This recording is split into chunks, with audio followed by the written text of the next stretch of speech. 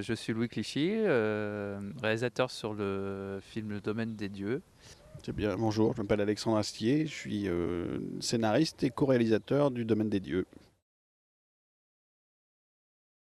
Bah, exactement comme le sous-entendent nos présentations en fait, c'est-à-dire qu'on a fait un film qui s'appelle Le Domaine des Dieux. Voilà, et du coup on est venu le présenter puisque c'est de l'animation.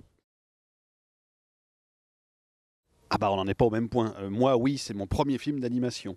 C'est la première fois que je rentre dans ce milieu, mais alors Monsieur Clichy, alors le Robert. Voilà. Oui, sauf que moi c'est mon premier film, mon long métrage en tant que réalisateur, ça c'est sûr. Donc c'est aussi une première fois importante. Et puis en plus c'est pas un petit pour le coup, parce que c'est un gros machin. Donc oui, c'est une grosse expérience.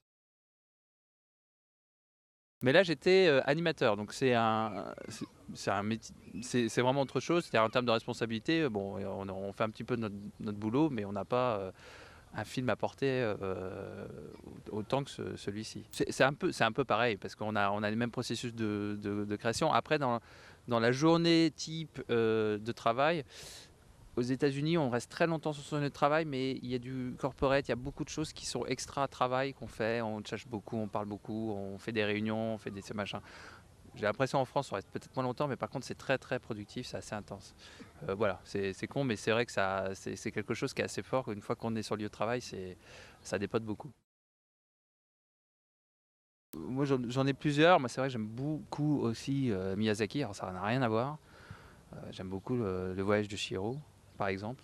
J'ai évidemment été éduqué par la culture Disney. Alors après, on apprend à s'en détacher, on y revient. Enfin, c'est assez marrant. Dans le genre de ce qu'on fait, Pixar, tout ça, vraiment 3D pur, je pense que celui que je préfère, c'est Kung Fu Panda 2. Il m'a vraiment plu. Je vois pourquoi tu te marres. Excuse-moi, je fais ce que je veux. Voilà. Non, mais il est formidable, il est plus que formidable. Et très important, je pense que c'est le meilleur film, le meilleur scénar que j'ai vu, la meilleure mise en scène que j'ai vu dans ce truc-là. Produit par une fille, réalisé par une fille et écrit par une fille. Voilà, allez, on rentre chez nous, terminé. Et j'aime Summer Wars, beaucoup. Oh la vache. Ah oui. Quoi? Oui, non, T'as vu? Oui, C'est canon. oui, c'est bien, c'est bien. Voilà, et puis moi j'aime bien aussi Mes voisins les Yamada, que je regarde régulièrement. Donc ça fait 3 trucs complètement différents, mais voilà. Plutôt américano-japonais. Plutôt que quoi? Bah non, mais bon, voilà, on n'a pas cité de film français, quoi. Ah oui, merde. Mais bien, dirait-on. J'ai l'impression que ça s'est bien passé. Moi, après, on ne sait pas, hein, on est dessus. Mais donc, on a présenté quoi? On a présenté les 11 premières minutes du film, dont certains petits bouts ne sont pas finis.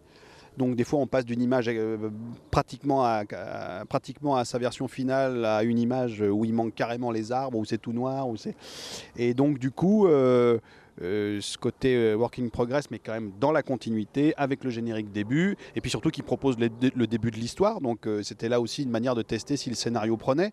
Parce que généralement, au bout de 11 minutes, les Américains disent que si le public n'est pas intéressé à savoir la suite, c'est que c'est pas la peine de continuer le film. Et là, on avait l'impression, ça fait plusieurs fois qu'on me dit depuis tout à l'heure que 11 minutes, du coup, ça laisse un peu les gens sur leur faim, ce qui est très bon signe. Enfin, j'imagine que les gens qui le verront là dans les prochains mois, si on le monte dans des trucs un peu privés, ils connaîtront déjà peut-être un teaser qui sera déjà sorti. Alors que là, c'est vraiment quelque chose de très très nouveau pour les gens. Ils sont un peu vierges de toute image à ce moment-là. Donc c'est assez grisant de se dire que c'est vraiment un test assez marrant pour nous. Ouais. C'est pas du tout du doublage, hein, donc, puisque on a commencé par les voix, donc il n'y a rien à doubler. On a enregistré les personnages sans images. Donc en fait, comme une fiction radio, et il se trouve que c'est un exercice que j'ai fait bien avant Kaamelott. J'ai écrit des fictions radiophoniques pour Radio France notamment, et je suis assez habitué à raconter une histoire qu'avec le son. Et avoir des acteurs dans un studio où on est autour d'une paire de micros et on envoie et quand c'est bien on s'arrête et tant que c'est pas bien on réenregistre, et un peu comme on le ferait avec une caméra, sauf qu'il n'y a pas d'image, quoi. Donc il faut que ça sonne, il faut que ce soit rythmique, il faut que l'expression marche avec la seule voix. Donc ça veut dire que des fois il faut mettre plus que s'il y avait la tête avec. Et j'ai retrouvé ça moi, du coup, parce que tous les acteurs Et moi-même, du coup, puisque je fais un personnage dedans, on a enregistré ça d'une manière que je connais bien, qui est que on s'arrête quand c'est satisfait à l'oreille.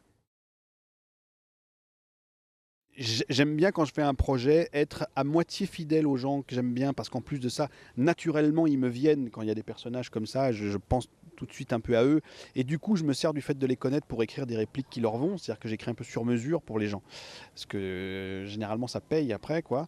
Et puis c'est un mélange aussi d'accueillir vraiment du sang neuf, des gens que j'ai rencontrés en allant au théâtre au hasard comme ça qui m'ont plu avec mon camarade Jean-Christophe Ambert qui est mon associé, on va souvent comme ça au hasard dans les trucs et on repère des gens parce qu'on aime bien faire venir dans les projets des gens neufs.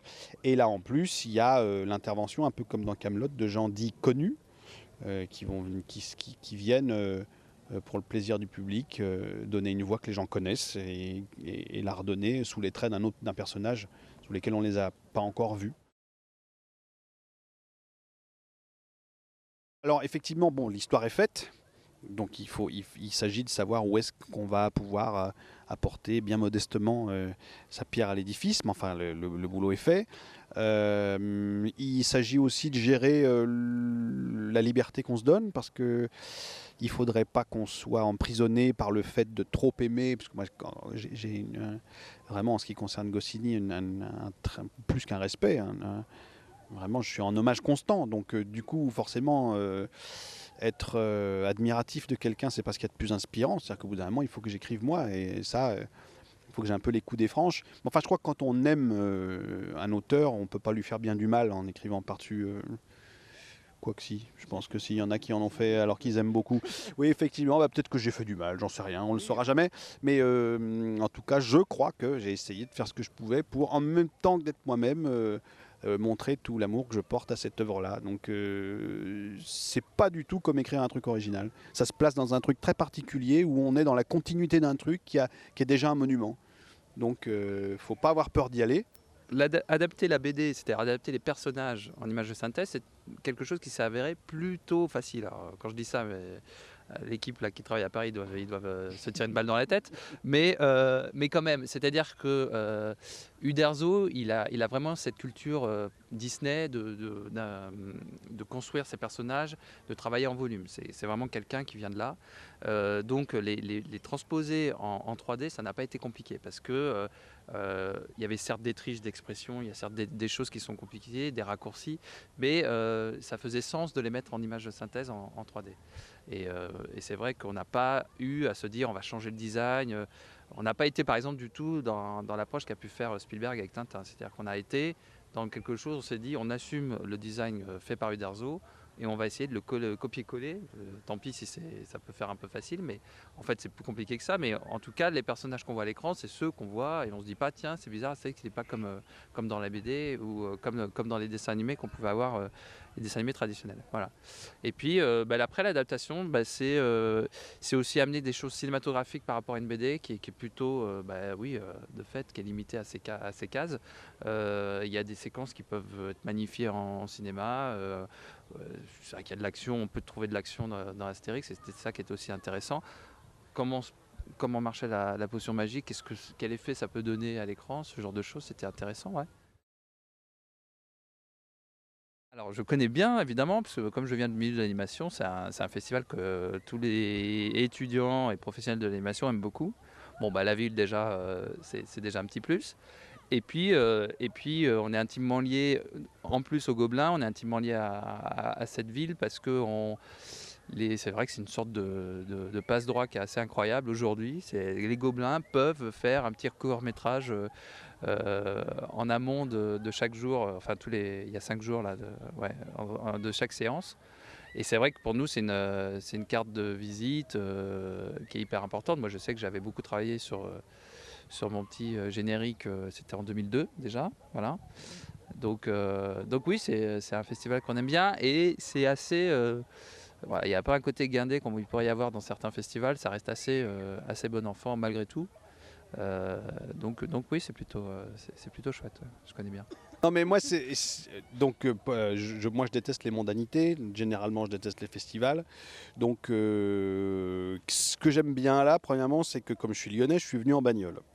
Donc je suis pas. Parce que ce qui est très dangereux quand on n'a pas envie de voir des gens, c'est les trains de festival. Parce qu'il n'y a que des gars qu'on est censé connaître, et puis ils disent bon bah on s'en parle dans le train, et là vous avez un emmerdeur pendant 2 h 30. Donc là j'ai évité, t'es venu en voiture. C'était très bien. Et je repars en voiture, terminé. Donc ça c'était très bien. Et puis qu'est-ce que je retiens de cette journée? Non mais je retiens je retiens l'accueil. Généralement ça me rappelle Angoulême, moi, le festival de BD, parce qu'en fait ça, et puis un peu la Comic Con et les choses comme ça, sont des festivals qui, me semble-t-il, attirent des gens exigeants, attirent des gens qui aiment la matière dont il s'agit. Et du coup, qui viennent pas voir ça comme ils viendraient voir parce qu'il y a un mec connu de la téloche ou machin. Non, ils viennent sentir le travail. Et du coup, c'est pas des festivals chiants, ça, jamais. C'est des festivals qui font un petit peu, qui foutent la pression déjà. Et du coup, ce que je retiens de cette journée, bah, c'est l'extraordinaire accueil des 11 minutes qu'on a montré ce matin. Je me considère comme public parce que je suis toujours plutôt celui qui envoie les avions d'habitude. Donc là, je suis celui qui reçoit les avions dans la gueule. Sauf qu'on n'en a pas eu. Tu ne connais pas cette tradition. Mais bah non, mais je leur dis, c'est gentil. Ah, j'ai pas vu. Ah, d'accord. Voilà. Bah, je suis très content de l'accueil qu'ils ont fait, c'est sûr. Et les bulles, c'est quoi? Je savais pas. Ça, c'est nouveau. C'est nouveau. Mais c'est une tradition plus récente, hein. Voilà, continuer ces petits trucs-là sympas. C'est très drôle. Voilà.